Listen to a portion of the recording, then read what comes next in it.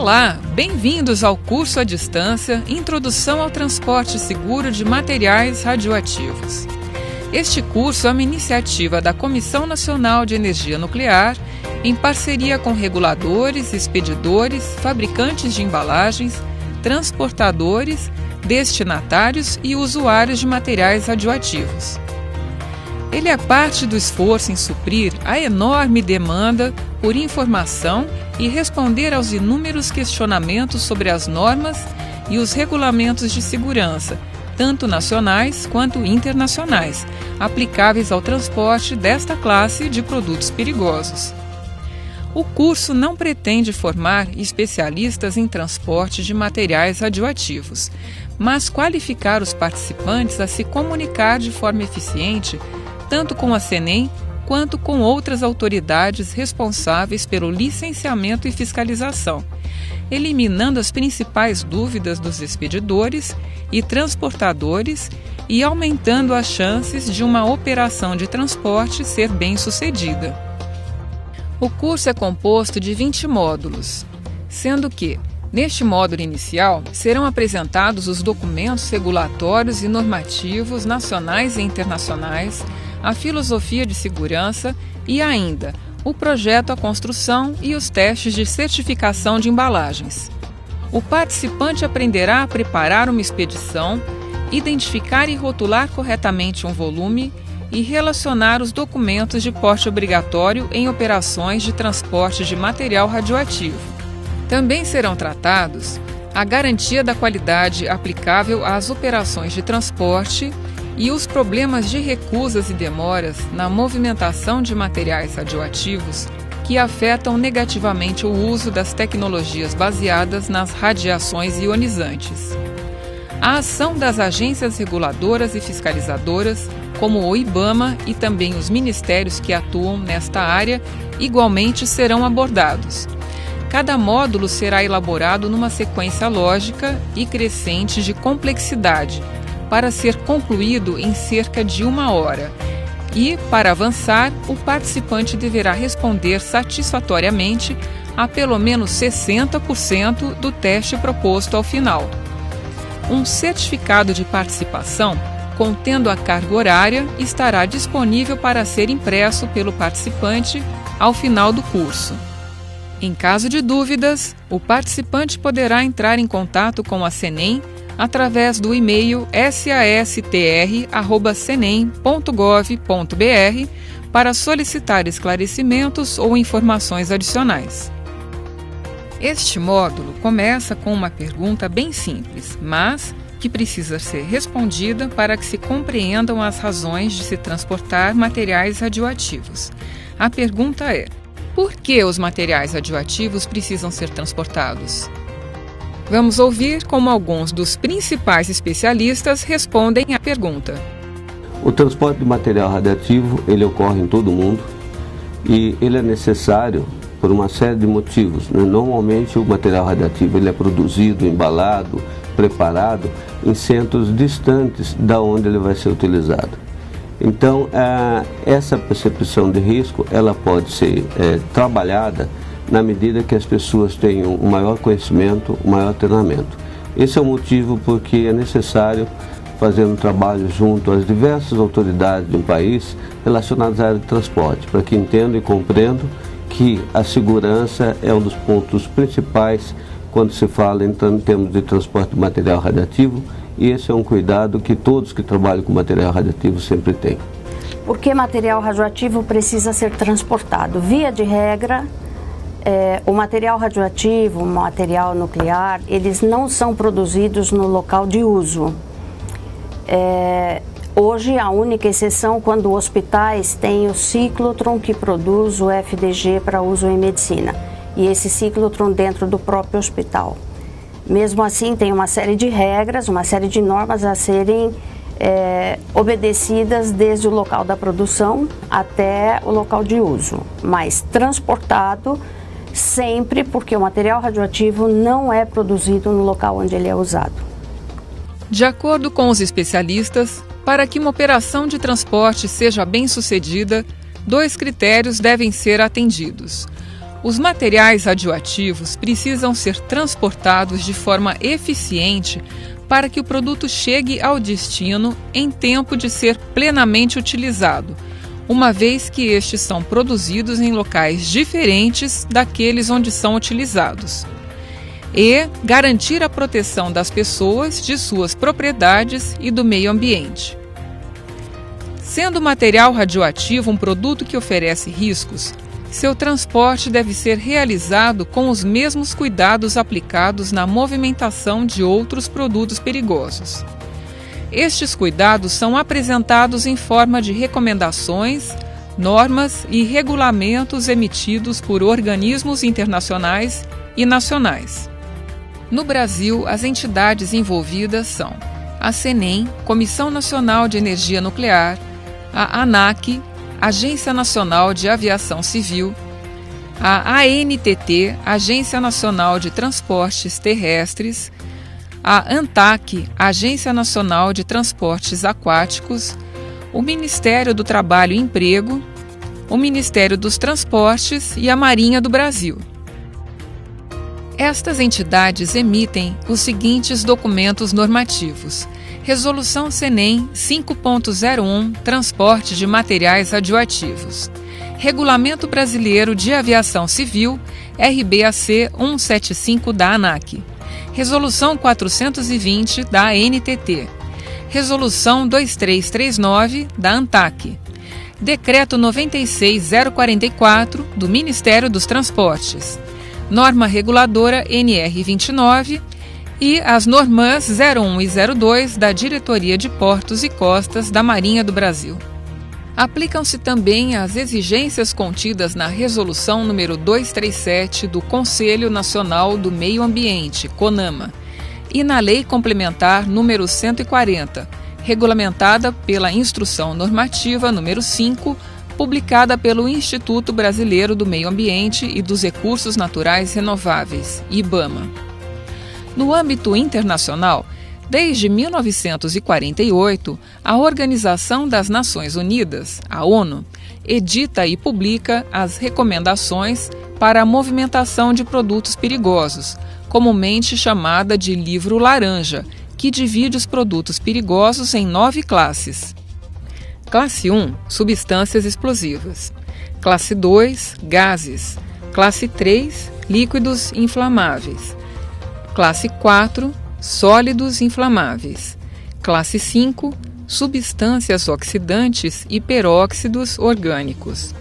Classe 6, substâncias tóxicas e substâncias infectantes. Classe 7, materiais radioativos. Classe 8, corrosivos. Classe 9, substâncias perigosas diversas. Os materiais radioativos pertencem à classe 7 da classificação da ONU para produtos perigosos, que é o principal objetivo deste curso. Ainda no âmbito mundial, temos a Agência Internacional de Energia Atômica, a IEA, órgão que pertence à ONU e que edita as recomendações para o transporte seguro de materiais radioativos. Conhecer e entender como as recomendações e normas nacionais e internacionais se aplicam à movimentação de produtos perigosos, incluindo material radioativo, é o primeiro passo para assegurar que estes produtos serão transportados do local onde são produzidos até onde serão utilizados, sem que haja risco de agressão ao meio ambiente e com adequada proteção às pessoas e suas propriedades. Vamos agora conhecer as autoridades internacionais que regulamentam o transporte de materiais radioativos. Organização Marítima Internacional. Há 3 décadas, a Organização Marítima Internacional, IMO, uma organização do Sistema ONU, tem sido reconhecida como fórum da comunidade marítima para todos os assuntos que afetem a segurança de expedições. O transporte de cargas perigosas tem sido uma das responsabilidades da IMO desde que ela começou a funcionar. Os regulamentos, normas e recomendações que a IMO desenvolve são reconhecidos, seguidos e observados por navios da maioria dos países. Organização de Aviação Civil Internacional, OACI. A Organização de Aviação Civil Internacional é também uma organização das Nações Unidas. Ela trata de todos os aspectos da aviação civil. A OACI elabora instruções técnicas e recomenda práticas que cobrem todas as áreas da aviação civil. Estas instruções técnicas são publicadas em forma de anexos à Convenção de Aviação Civil Internacional. Elas refletem as recomendações da AIEA no que se refere ao transporte de materiais radioativos por via aérea. A OACI recomenda que as instruções técnicas para o transporte internacional sejam também adotadas para o transporte doméstico. Associação de Transporte Aéreo Internacional, IATA. A IATA é uma associação comercial que representa os interesses das companhias aéreas de todo o mundo. Seu objetivo é a promoção da segurança no transporte aéreo. Desde 1950, a IATA mantém um grupo integrado por especialistas que atuam em nome de todos os membros, estabelecendo as exigências de segurança do transporte aéreo de produtos perigosos. As exigências são atualmente incluídas nos regulamentos internacionais para o transporte. Estas exigências são consistentes com as recomendações da AIEA no caso dos materiais radioativos. A IATA trabalha em conjunto com a AIEA e a OACI na busca da harmonia entre suas publicações. União Postal Universal, UPU. A União Postal Universal foi criada em 1894 e é uma agência especializada das Nações Unidas. O Congresso da UPU se reúne rotineiramente para revisar e aprovar as alterações propostas para a Convenção Postal Universal e para os regulamentos detalhados que implementam a Convenção. De acordo com a Convenção da UPU e com os regulamentos detalhados, uma remessa de material radioativo na qual a atividade não exceda a 1/10 do limite de atividade permitido para um volume exceptivo pode ser aceita para transporte internacional por correios. Apesar de o Brasil ser signatário da Convenção Postal Universal, a empresa brasileira de Correios não aceita materiais radioativos para fins de transporte. Acordos regionais para o transporte modal. O transporte de produtos perigosos por ferrovias, rodovias e por meio de rios e lagos não é coberto por uma organização em nível mundial. Em lugar disto, estes transportes são cobertos por vários acordos regionais, tais como Regulamento Internacional para o Transporte de Produtos Perigosos por Ferrovia, RID, no tratamento em inglês. Acordo Europeu para o Transporte Rodoviário Internacional de Produtos Perigosos, ADR, no trato em inglês. Acordo Europeu para o Transporte de Produtos Perigosos por Rios e Lagos, ADNR, no trato em inglês. Acordo para o Transporte de Produtos Perigosos no âmbito do Mercosul, firmado pela Argentina, Brasil, Paraguai e Uruguai. Para que o módulo 1 esteja completo, precisamos tratar do aspecto mais importante no transporte de material radioativo, a segurança. Mas antes precisamos explicar algumas definições importantes. O material radioativo é definido como qualquer material que contenha radionuclídeos e é classificado segundo suas características nucleares intrínsecas e também sua forma física. Usamos o termo fonte radioativa para designar o estado que se encontra o material, isto é, se o mesmo está encapsulado ou não, e assim definimos as fontes como: fonte radioativa selada. É o material radioativo encapsulado ou aderido fortemente em material não radioativo, capaz de prevenir a perda ou dispersão do material radioativo sob as condições mais graves que possam ocorrer em situação normal de uso. Fonte radioativa não selada. são todos os outros materiais radioativos que não estão encapsulados. Você já sabe que o transporte de material radioativo deve ser feito com os mesmos cuidados com que se transportam outros produtos perigosos. Entretanto, o material radioativo possui características e propriedades específicas. Uma dessas características é que a radiação emitida por ele não pode ser detectada pelos sentidos humanos. Em outras palavras, não se vê nem se ouve a radiação. São necessários instrumentos para identificar a presença de radiação e medir sua intensidade. Essas características específicas nos obrigam a empregar recursos de engenharia para assegurar que seu transporte seja realmente seguro. E o principal recurso está no projeto, na construção e teste das embalagens utilizadas no transporte. Vamos ouvir de um fabricante de embalagem quais os cuidados tomados no projeto e em sua construção. Inicialmente é preciso a gente analisar qual é o tipo de material que vai ser transportado, esse é o primeiro ponto. E então, após a identificação de qual material que vai ser transportado, nossa área de projetos, em parceria com a CENEM, a NTT, o próprio IPEM, enfim, todos os órgãos, analisamos todas as normas e com base nessas normas nós desenvolvemos a embalagem, levando em conta todos os aspectos regulamentares necessários, todos os aspectos em que são exigências, mas também nós gostamos muito e priorizamos por analisar os aspectos funcionais. Então, no usuário final, qual vai ser a integração dele com a embalagem, qual vai ser a facilidade na abertura e no fechamento, até para não expor o usuário a nenhum efeito, enfim, radiológico. O conceito de segurança é ainda mais abrangente, pois, para que a embalagem seja considerada adequada ao material a ser transportado, é necessário atender a certos padrões de desempenho. A embalagem deve ser suficientemente segura para suportar diversos testes que simulam situações adversas.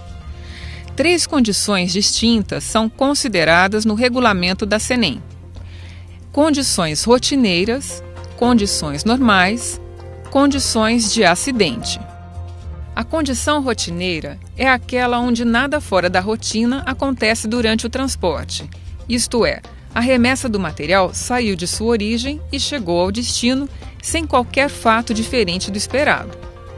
A condição normal é aquela onde a remessa sofre os eventos habituais encontrados em um transporte. Esses eventos são chuva, queda da embalagem, empilhamento indevido e queda de um objeto perfurante sobre a embalagem.